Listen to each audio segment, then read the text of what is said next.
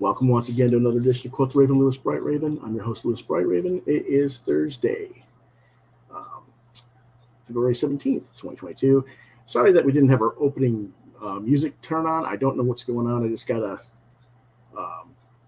block thing going with the file today. I don't know what, so we're just going to go straight into it. Today's guest is Samuel Vera. And John's here saying good evening. One of our regular guests, John Norris. And whoops, there we go. Here he is. How's it going? Yeah. And so hopefully we'll get the sound to go for the closeout, for the outro, but we'll have to see what this silly thing wants to do.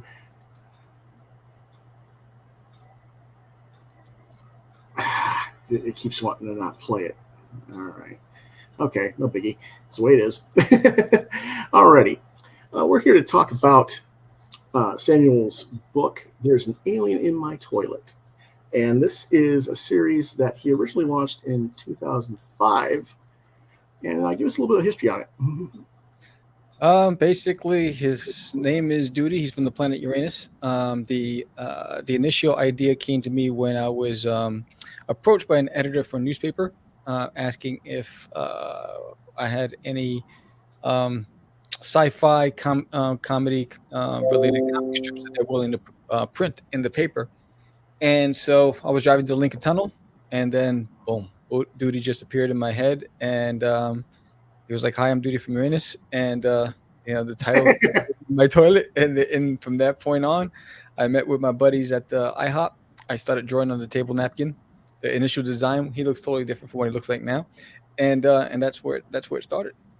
Okay, now, as we said, this is kind of a Kickstarter that he just launched yesterday or the day before.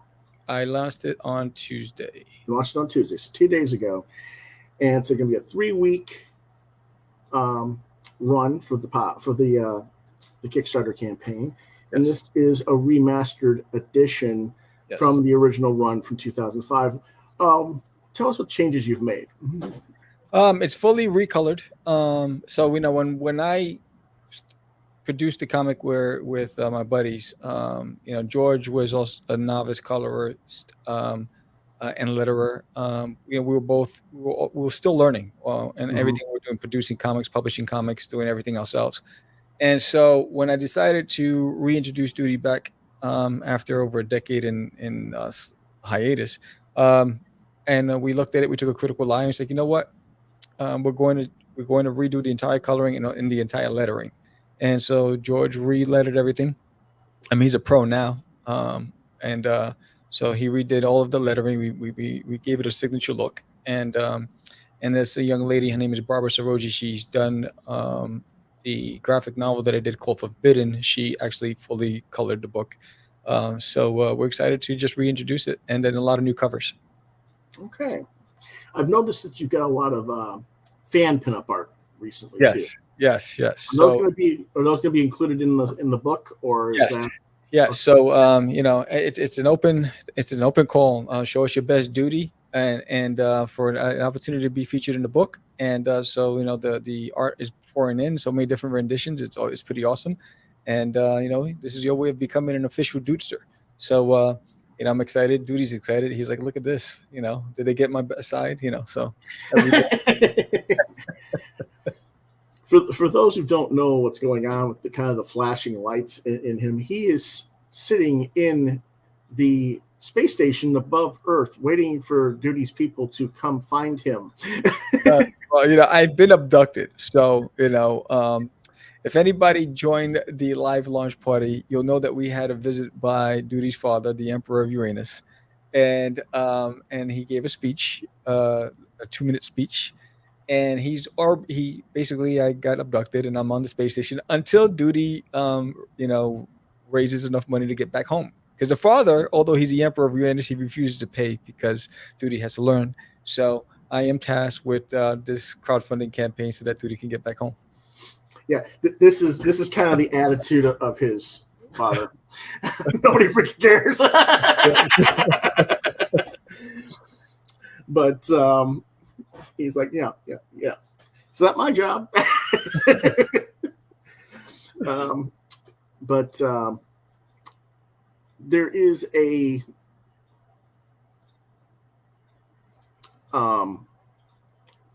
educational component to this book as well.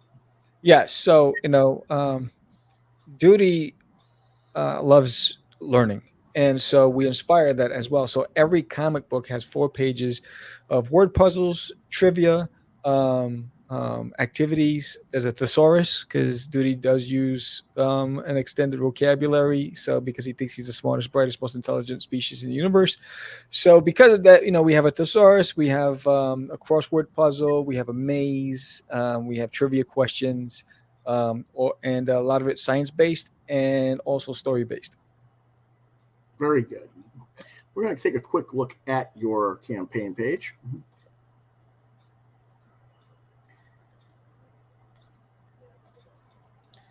And since we've been talking, there we go. I get there.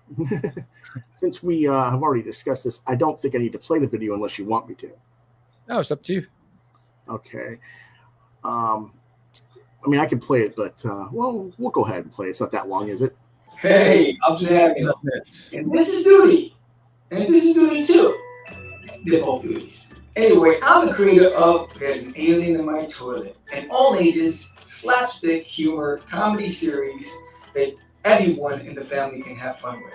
I created the series back in 2005. Received a lot of attention. It did about 5 issues, and then I had to leave comics for a while. After 10 years, I decided that Duty and we had some unfinished business. So basically, he is tasked with coming to Earth on a secret mission. He's this egocentric, thinks he knows it all alien, and believes he's the only one capable of this mission. Right?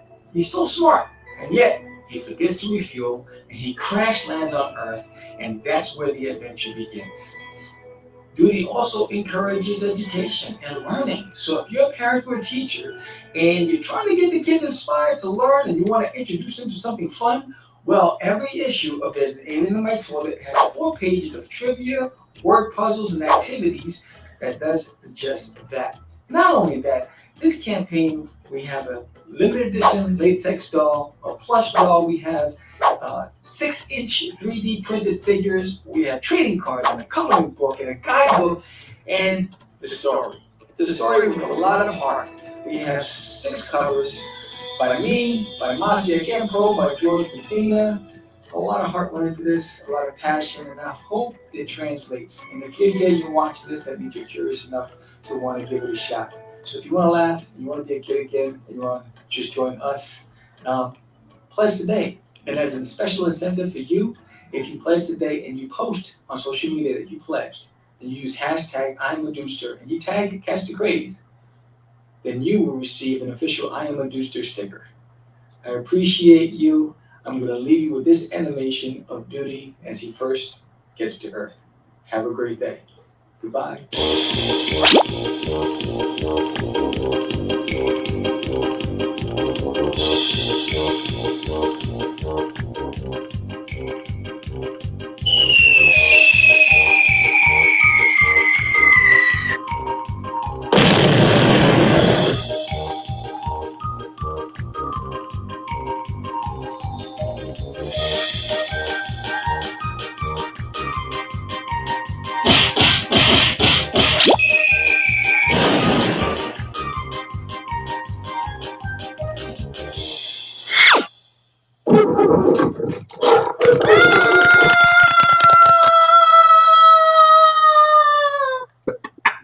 That's cute. So we've got, you've been watched this 2 days ago, and so far we're over halfway, almost over two-thirds of the way to your goal, $1,500, Yes. 40 backers. What is the money going towards?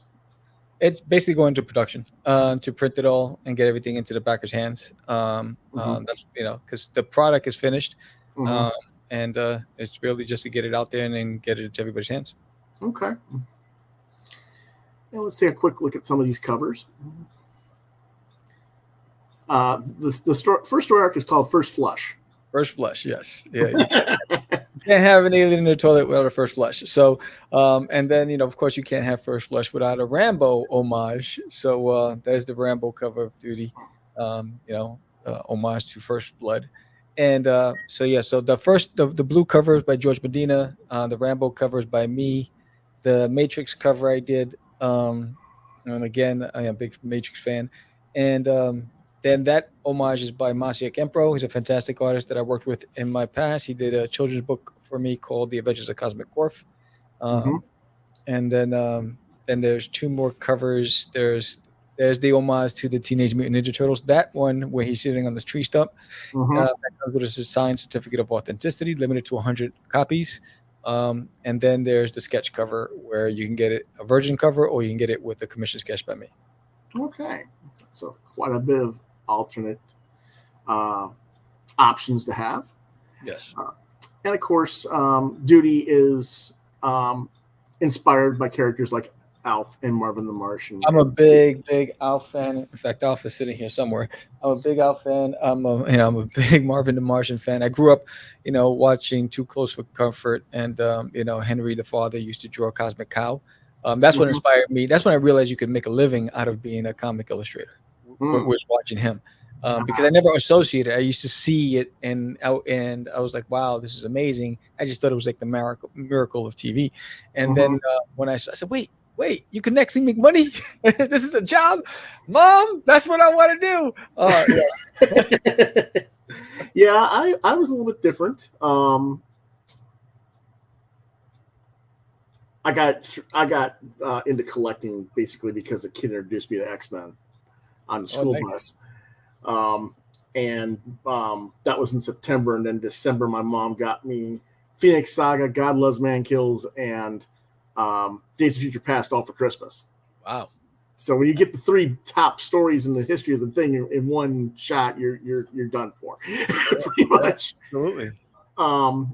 But at that time I started going to high school, and I was in journalism class, and they decided that they wanted a comic strip based on the mascot. So I and another student did the two different strips. Only he did a little bit smarter than me. He actually did some research to find out that the mascot actually had a name. Nobody knew his name. Right. So I was doing a story where he was going to try it for the football team because, hey, Rams put on the football team. You're on the offensive or defensive line, hit heads, makes sense. But he can't join a team unless he's a registered student. He can't be a registered student without a name. So, so it was going to be a contest, but he did the research, found out that the Rams' name was Willie. Hey, Willie. Yeah, so it was like, well, since technically he has a name, we have to run his strip. Yeah, I'm like, oh, yeah. So I ended up taking that character and doing another story with it entirely. But that was kind of like my introduction to comics as a creative side. So nice. But let's see. Let's take a quick look at the review pages. These are the new colored pages. Yes, that's Barbara Zoroji, and that's the new format. The lettering is very different from the original. The original had traditional thought balloons, and I wanted something a little different for Duty. Okay. So George came up with that look, that style. All righty.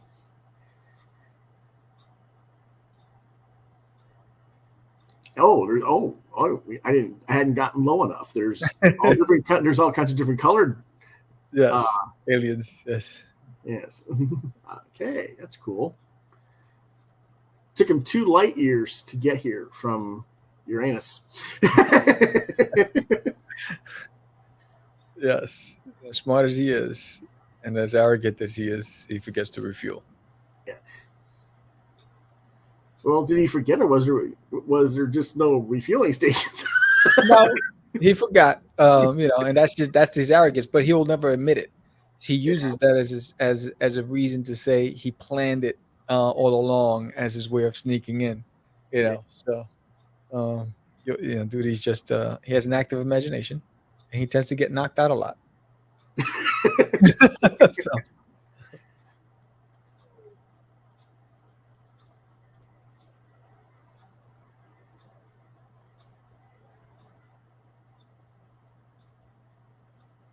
This is kind of cool. Yes.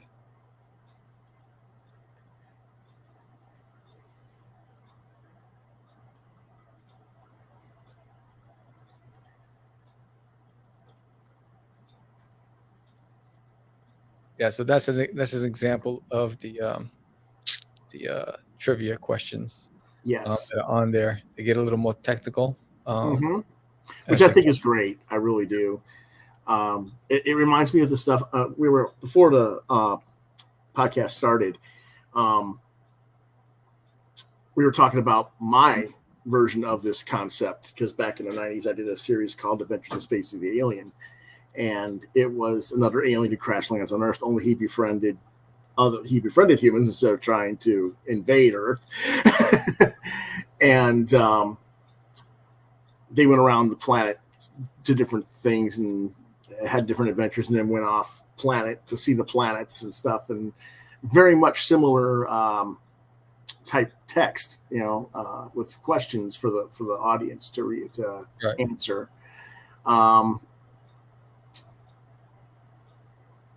You also have, as you showed in the video, you have crossword puzzles and other things as well. So yeah.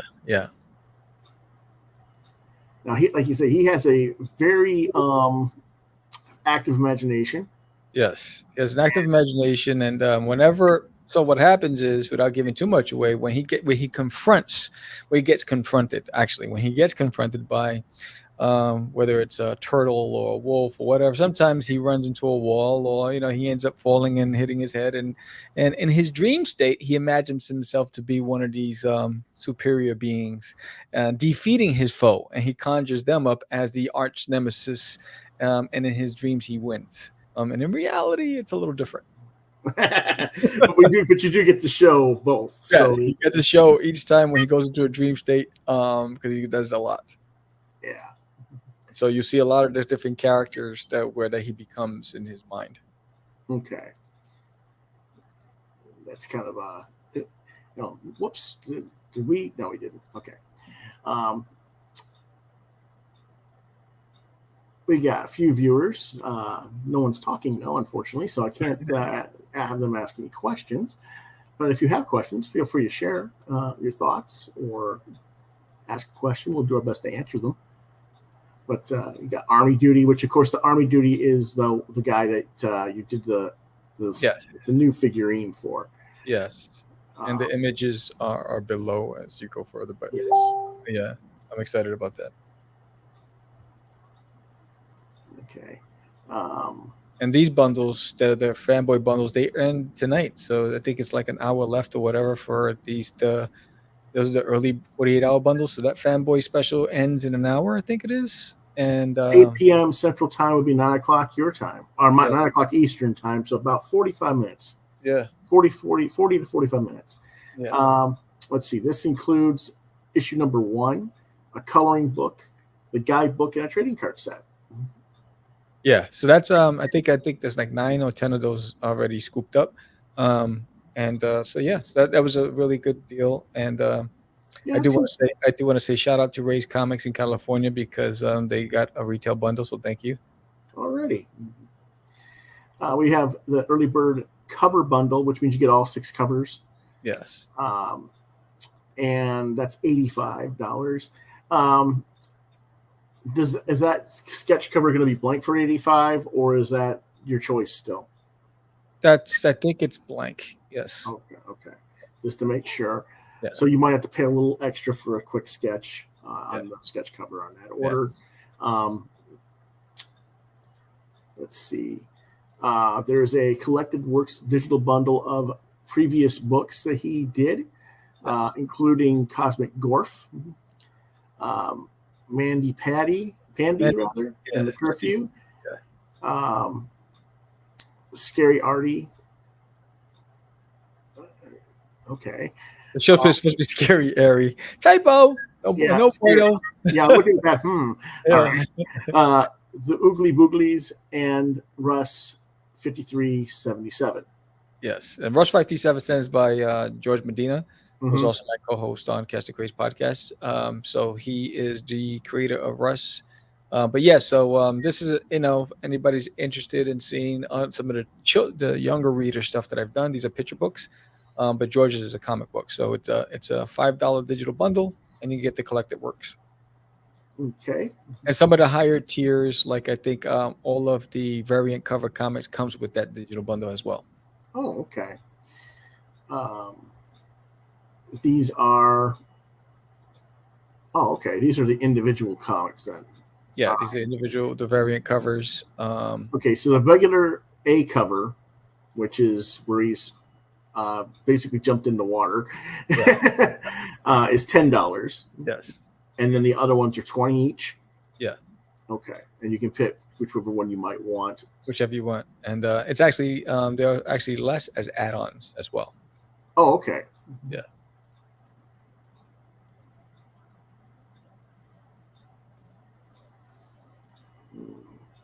All right. Now you mentioned the homage to number 30 of TMNT. Yes. Is that the newer TMNT, or is that? Yeah, that's the cover right there. I can barely see it. Yeah. So it's a newer. It's by IDW. It's issue number 30, and I really love that cover. So I decided, you know what, who better than Duty to sit down and write down his journal about his crash landing, and the difference between their cover and mine is that there's a UFO in the background. Well, and the figure. Yeah. Yeah, but my colorist did a wonderful job with the colors there. Yeah. I'm not. I don't say I don't like turtles. I burned out a while ago on it, so I'm not familiar with the more modern stuff. I love all the renditions. I'm just a turtle fan. Yeah. But and then of course, whoops, went too far. The sketch cover, the blank is 15, and with the sketch is 50. So we can assume then with the bundle another $30, say, for a sketch then. Yeah. Okay. That gives you guys an idea on that bundle earlier.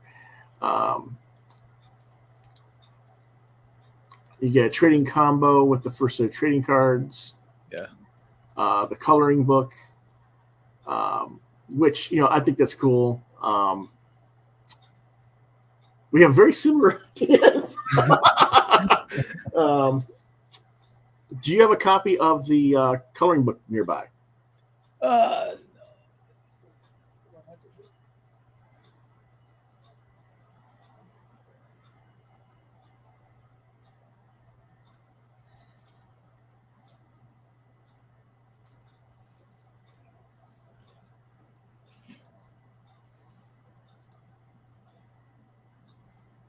Yep, right here. Okay.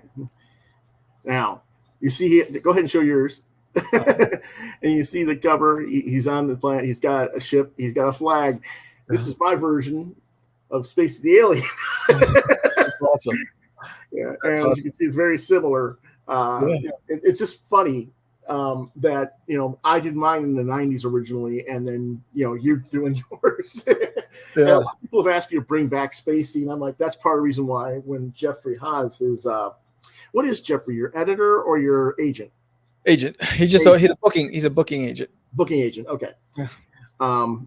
When he booked Sam on the show, and I went to the Kickstarter, I was like, oh wow, this is just so weird.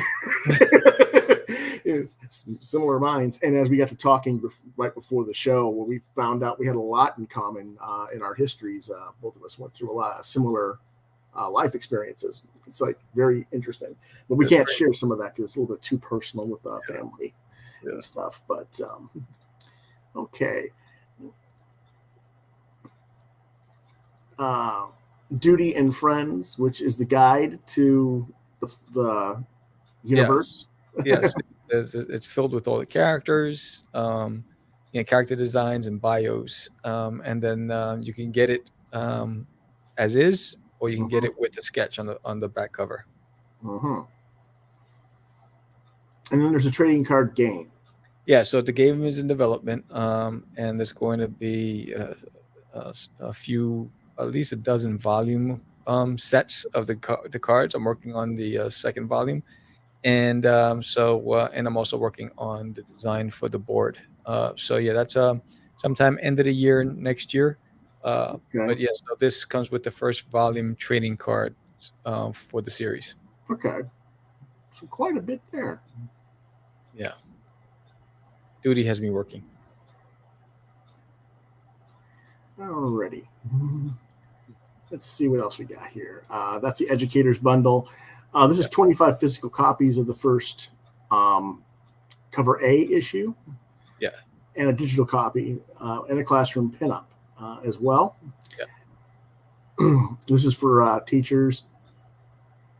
And that makes it like maybe what? It's not quite $5 a book.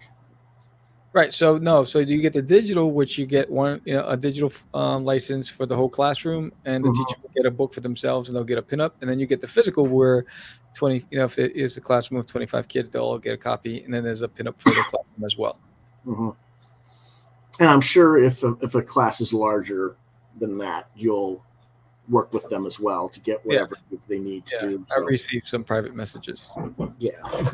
So that's not too bad of a situation there. When is this planning to be shipped out? April. Okay. Everything is ready to go. As soon as Kickstarter drops the funds in the account, it hits the printers. Mm-hmm. And all of my campaigns, I've been doing crowdfunding for 2 years now, and every single one of my campaign was either early or on time.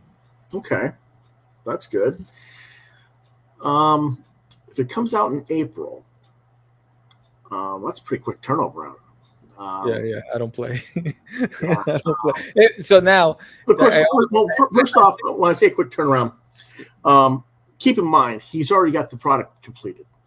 Many people who do their crowdfunding don't have their products done. They're barely even started half the time when they get there. That's why it takes them so long to get a turnaround. When you have your product completed, it tends to go much faster. So I refuse to do a campaign without it being ready because it's just not fair to anybody. And I know I don't like it. I'm still waiting on 2 campaigns for over a year. And where the deadline was like 9 months ago. So for me, it's like I don't want to do it. I don't like it, so I'm not going to do it. So you won't see me put out anything unless it's ready to go. Awesome. So the reason I was thinking April, I know school usually closes around the end of April, early May. Yeah. So I mean, this campaign ends March 8th, and so about March 20th is when the funds will probably hit the bank. It takes about 2 weeks for Kickstarter. And then that day it hits the printers. And usually it's about a week to 10-day turnaround from the printers. And then when I get it from the printers, it takes me 48 hours to package everything and ship it. Okay. Well, hopefully that should work pretty well. As long as the printers don't have a problem, because I ran into that problem for the holiday season. The printers were all behind by weeks. But I still made my deadline with getting the rewards. But this past holiday season, and I put that as a within my control, you'll get it early or on time. Yeah. Outside of my control, the printers and shipping, I can't control that. But as soon as it gets to my hands, I'm packing. Like the dining room table is set, and I'm there for 2 days, just packing. Yeah. Well, I know that everybody talks about the paper shortages and stuff like that due to the COVID pandemic. So I know that does play some part in it. And I've actually seen some printers receive their paper damaged. Yes. And I was just like, what in the world is going on? I received books damaged from the printer. I was furious. Yeah. Well, no, the printer actually received the paper stock from wherever they were getting it from. And I was just like, what in the world? How did that happen? So, which they're like, well, we can't use this. We got to wait, and get replacement paper. I'm like, oh, damn, But that affected a lot of people, of course, but not just one. I changed printers because the printer I was using, I received a lot of it damaged. So I changed printers. And that's always a situation. Yeah. I was like, you know what? This is unacceptable. I was like, you were late and then you still sent it to me damaged. It doesn't make sense. Yeah. Okay, there's a retailer bundle as well. Yeah. There's 5 copies for $40. Yeah, and then there's a extra ultra retailer bundle where you get 5 copies of each, and they'll get a sketch cover with the sketch by me. Okay, and that's $175. Yeah, and that's, like I said, that's 5 copies per version plus a sketch cover. Yeah, that's really a reasonable price. and those retail bundles, the shipping's included for domestic shipping. Okay. Right. Yeah, I see that. It's listed there on the graphic. Yeah. And then this is your 6-inch Army figure. Yeah. The unpainted version is $300, and the custom painted, one of a kind. There's only 10 of them in existence. Yes. The custom painted is $400. Go ahead and show them that. Yes. Let me get my little buddy out. Hey, little fella. He was sleeping. Hold on. All right. So here he is. Look at this bad boy. It is awesome. I'll put it on the screen. Yeah. Look at those boots. I was a big, G.I. Joe fan, Sergeant Rock, Beetle Bailey, and so Duty in issue number 2, he takes on the Army Duty persona. And so I love the design of it. So I decided to go with this one as my first endeavor. Okay. And you had 10 of those made. And who made those for you? It's Zig 3D, something like that. Sig 3D? Yeah. Okay.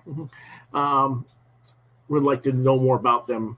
You might want to give them a shout out more when you in the future, because it looks like a really nice design. And yeah, I got it early. I was told I wasn't going to have it till next week, and it showed up today, and I was like, oh, hooray! So I did an unboxing. Yes, that was actually an exclusive. I'm the first one to show that, so thank you for that. We appreciate it.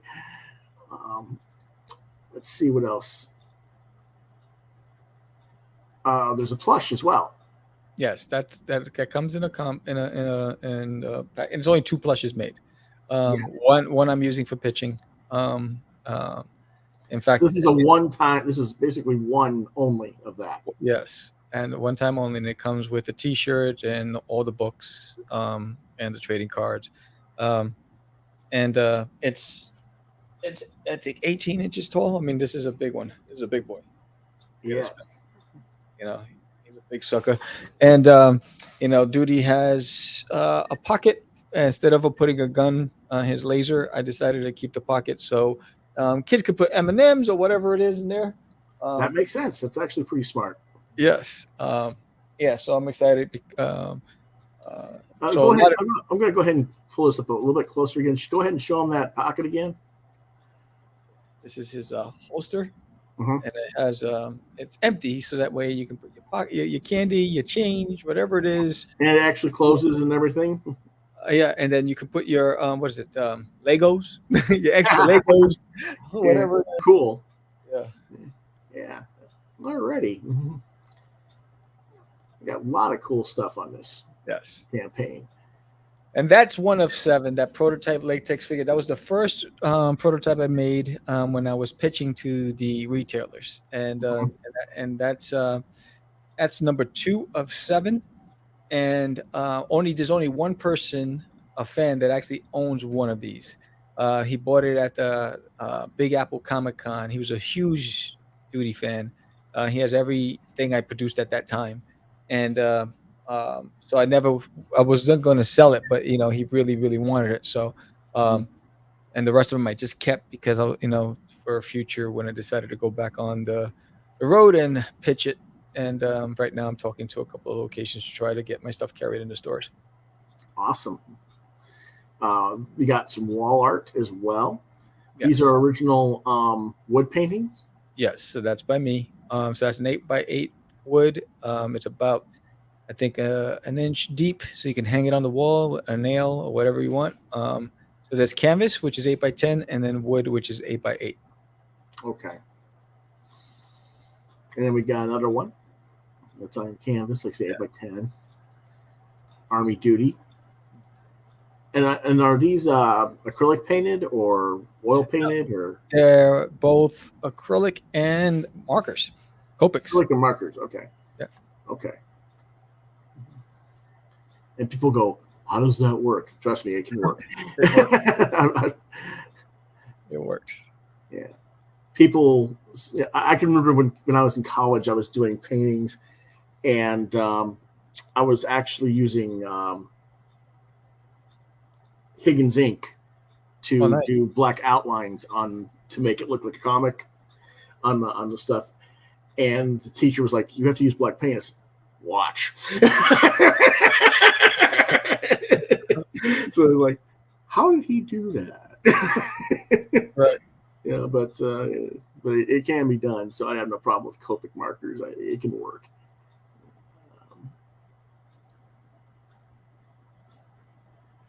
So these are how will these be shipped? Same thing. It'll be bubble wrapped and boarded, and it'll be really protected. I've done it before. Okay. Same thing. Yeah. And then you can have it custom as well. So you can John Norris, you complimented you on the plush. Yes. And John's one of our regular viewers, and he's also my co-host on Fridays. We usually talk about movies or TV shows. But speaking of podcasts, you do a podcast called Catch the Craze, yes, which is basically you interviewing other creators and promoting their work. Yes. When did that start?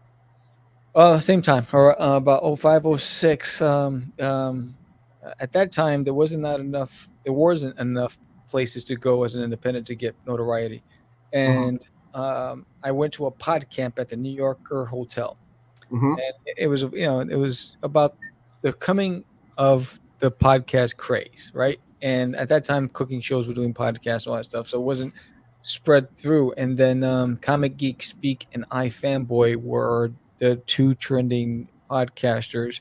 So I was like, wait, hold on. You mean I can do this and provide a spotlight for guys like me?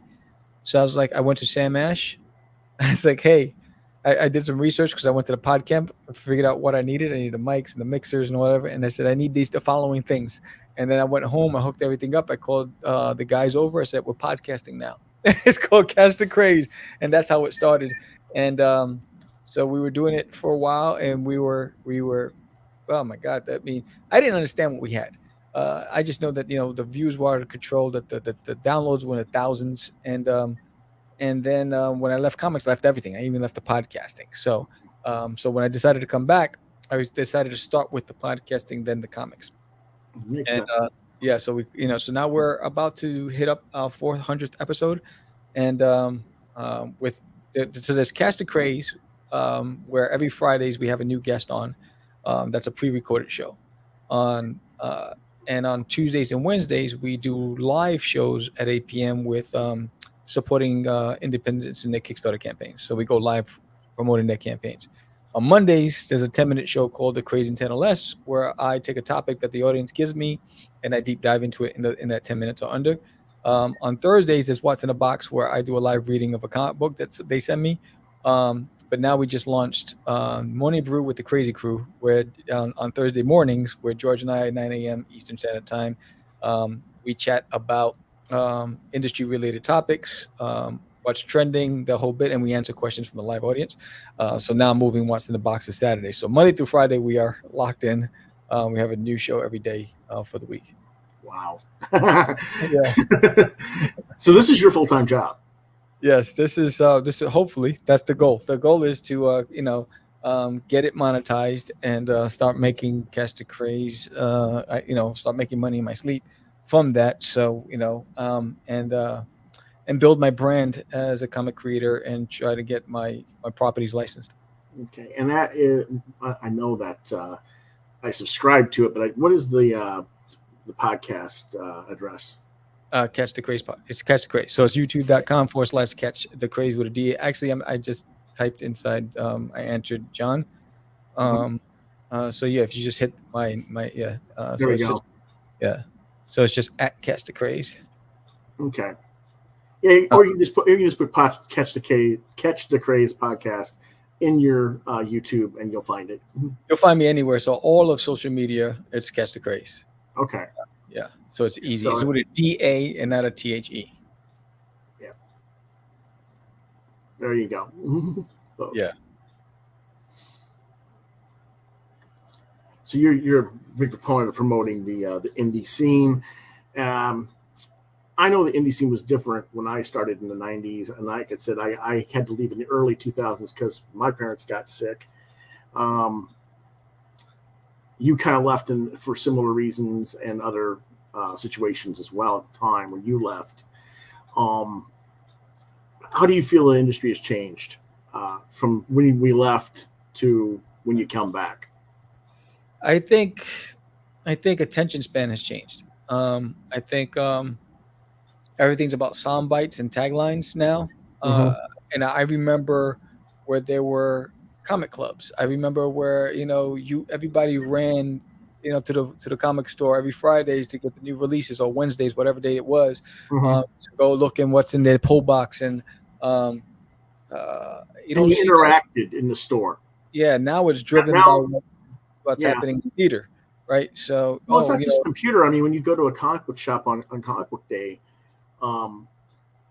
it's almost like they're ashamed to be in the store. They just quickly grab their pulls, check to make sure there's nothing missing, cash, and leave. They don't even say hello to each other anymore. Yeah, I mean, we used to go. I mean, it was a meetup, and we'd go. It was a party. And then we went to either McDonald's or the deli, wherever it was, and we hung out and we talked about the books, and we sat down quietly reading. Oh, did you see this? So that's changed, and technology. You're competing with technology, and then it's compounded with COVID. So once the lockdown happened, everybody now had webcams, and everybody wanted to do podcasts. So you had your grandmother who was 90 said, I'm doing a podcast, and you had your nephew who was 2 who could barely walk, but he's doing a podcast. So now you have a saturated market, and you're fighting for sound bites. I think, and it's the ones that are going to tough it through, because everyone needs something to do when they're locked up. Now that the creative, the freedom to go back out and play, that'll change a little and lighten up and give people an opportunity. Those who are really doing it because they love to do it, an opportunity to grow. But the comics I think crowdfunding helps independent comic books. But just like with anything else, just like what happened with the Comic Cons, the big boys are taking over the crowdfunding now. So why does Boom Studio need to do a Keanu Reeves crowdfunding and raise $3 million? Yeah, you look at that and you go, I'm like, really? And really? You've got the money. You don't need to be crowdfunding. Yes. So same thing happened. We get pushed aside at the bigger conventions, and then they jack up the artist alley tables, and they force you to buy small press tables, which are at a premium price. So you really need to cultivate an audience and a demand, so that way you can break even when you go to these locations. If not, you're going to be it's going to be a rat race, just chasing your tail all the time. Yeah, and of course this is like I was telling you before the show. I didn't just play the game with Diamond and the direct market because of the obstacles of just running in the direct market in general. COVID is not as easy because of the situation now, even though we are starting to go back into society. But you have to do other channels besides the comic shows and the digital side. You have to build your brand within your local community and go to businesses and, he's got an all ages comic, so he can go to daycare centers and promote the book. He can go to the schools. He can go to different avenues. He can go to a local library and set up things. Not every comic book person can do this, but this is kind of what I did back in the 90s, and that's what made me be modestly successful. Whereas when I played the game through the diamond market, it's not even funny for sound bites. It's like, why am I bothering? was kind of the feeling. I mean, when you sell 13,000 units outside of comics and you sell 130 through Diamond through 2,000 retailers, it kind of speaks volumes. But because Diamond will only give you a prime location if you're spending on ads. You Mhm. don't. You're gonna get lost in a pile in a Mhm. database of text, and the buyers are looking for the premium stuff first. And once they have a small budget to play, and they're not gonna go skim through. Now you have to go and try to wet their whistle and contact and hobnob with the owners and say, hey, can you do this or whatever? I'll give you a couple free books or whatever. So you got to do all that extra stuff that you wouldn't need to if you were backed by somebody who had that marketing reach. Yep, exactly. So let's see what else we got here on this. Whoops, one again. Keeps wanting to go to the wrong button. Let's see. You've also got a custom wood art option. Yes. So you can get it. You can a request by request as well. Okay, so there's. I want to make sure we get through every single thing that you're offering here. There's paddle art, which is awesome. Yes, 23 inches tall, samurai duty. Mm-hmm. And that's that reminds me of something else I'll have to tell you later sometime. More stretch goals. Okay, this is a special card. Yes, it's a special trading card. That one was illustrated. That version of Duty was illustrated by Daphne Lage. She's a fantastic artist who does a series called Eagle Raven. So she did that, and the one below, the Duty face, is done by a fantastic sports card and sketch card artist, Brian Kong. He did a great job with that. So that's also a stretch goal. And then there's the poster by me, a mini print that's available as a stretch goal. Then there's a stretch goal number 4, which is you get a 3 sticker set, and then there are add-ons. Yes, and then you'll have the buttons, another sticker. No boo for you. Okay. Catching ghosts is what we do. That's a ghost hunting organization that's hired to determine if the house is haunted because they don't know what's going on in the house. They don't realize there's an alien in it. And then, of course, the I Love Learning poster, which is a really cool thing.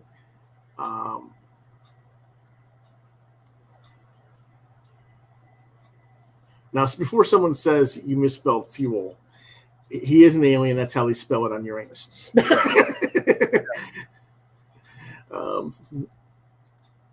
There's a bookmark, and then a sticker set, which, of course, is the characters that he imagines himself as. Yes. The Pharaoh, the Samurai Warrior, Army Duty, and Special Forces. Oh, that's Special Forces Duty. Okay. Yeah. And you get a tree stump sticker, the trading card 9 card set. Is there more than 9 cards? There are more. That's why. And then stretch goals. You can get the bonus cards and the stretch goals. But no, there's over 100 cards, but they come in different volumes. Okay. And again, each one of the covers, you can get the guidebook. Yeah, so you can see you can add the sketchbook as an add-on for it's less than if you bought it alone. Mm-hmm. So like if you wanted the standard Duty cover, but you wanted the sketchbook, you can get it for $5 less as an add-on. Exactly. 24 pages, black and white, of course, with the color cover for the coloring book. Yeah. You want to show them what the coloring book looks like, the interior? Yeah. So this is the. Yeah. So you basically, it's pages out of the book. Okay. So you get to color along with Duty. So it's all the pages out of the book, and then there's some bonus pages, like here there's like Duty and Cosmic Gorf together. Awesome. So yeah, you can paint Duty purple or whatever it is you want. And John says you are offering things I've never seen offered in a comics Kickstarter before. Well, thank you, John. So of course that is I mean, I've seen similar things, but not specifically what you're doing. Right. Yeah. And that's cool. Like he says, and that, because you want to try and have something unique for what you got to do. Unfortunately, we have to call this a day because he has another podcast that he has to be to in 10 minutes. So I want to thank my guest, Samuel Vera, creator of There's an Alien in My Toilet, and host of Catch Da Craze Podcast, indie creator interviews. Yes. And we will continue to promote this throughout the next 2 weeks or so as the show goes. When I do the Kickstarter Indiegogo reviews that I do on the show, so I'll come back to it. We'll talk about it again, and so I want to thank you all for watching. Tomorrow night, we will have John will be back for Friday night discussion. Part 2 of the Fleischer. It's not showing it, of course. There it is. Nope, that's not it. What's going on? Oh, okay. Silly. I hate this thing when it's doing this to me. Got too many windows. And we'll be talking about the classic Max Fleischer Superman animated short film series. Last week's was part 1 of the first 9. We'll be concluding the series with the second 9 episodes and discussing the series overall. And that'll be tomorrow night at 8 p.m. Eastern Standard Time. Awesome. Whoop. It's going to do that to me now. That's okay. Let's see.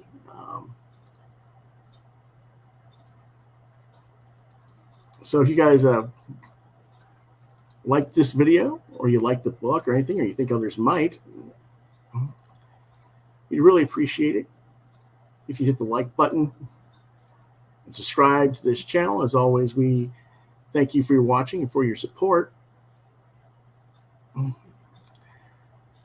If you have questions for me, I'm on Facebook at Lewis.BrightRaven, Twitter at LewisBrightRave2. You can see more of my artwork at deviantart.com/BrightRaven. Do you have another channel that, like a website or anything that we see as Yes. our iCreateStories.com. iCreateStories.com. That's a good one. No. Come on. There we go. That is Samuel's place. You've been watching Quoth Raven, Lewis Bright Raven exclusively on YouTube. If you have questions or you want to commission me for artwork, Quoth Raven LBR72@gmail.com is the place to reach me. If I don't get back to you within, say, 24 to 48 hours, try lewisbrightraven@yahoo.com. Next time, we'll see you. And that's all for now, folks, because the sound track is not playing for some stupid reason, and I don't know why. I just can't get it to work today. I will work on that for tomorrow. But until then, have a good one. Thanks for watching. Thank you, everyone.